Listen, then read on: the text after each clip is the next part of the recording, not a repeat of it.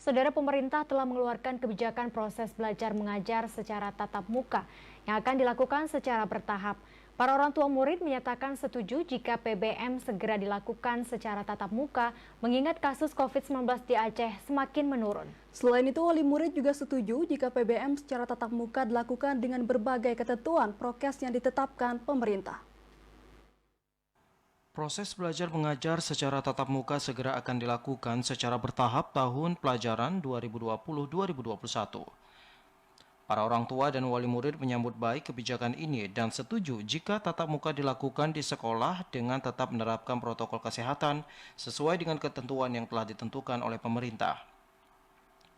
Salah seorang wali siswa, Lina, menegaskan pembelajaran secara tatap muka lebih efektif, sehingga ia setuju jika PBM tatap muka segera dilakukan dengan tetap menerapkan prokes pencegahan COVID-19. Hal yang sama juga diungkapkan oleh orang tua siswa lainnya, Tika dan Sarah, yang menegaskan dengan prokes yang telah ditetapkan pemerintah, pembelajaran secara tatap muka jauh lebih efektif bagi peserta didik.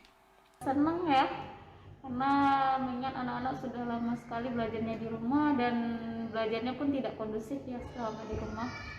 Kalau saya sih mengizinkan. Alasannya mengizinkan proses tatap muka lagi karena ya selama belajarnya itu juga mengikuti protokol kesehatan juga, anak-anak tetap pakai masker, tetap jaga jarak, tetap tidak terlalu ramai dalam satu kelas gitu. Menurut saya tetap muka lebih efektif karena mungkin karena kami orang tua yang bekerja terkendala di waktunya dan juga di sekolah bisa diterapkan pembiasaan baik. Tim Liputan TVRI Aceh melaporkan.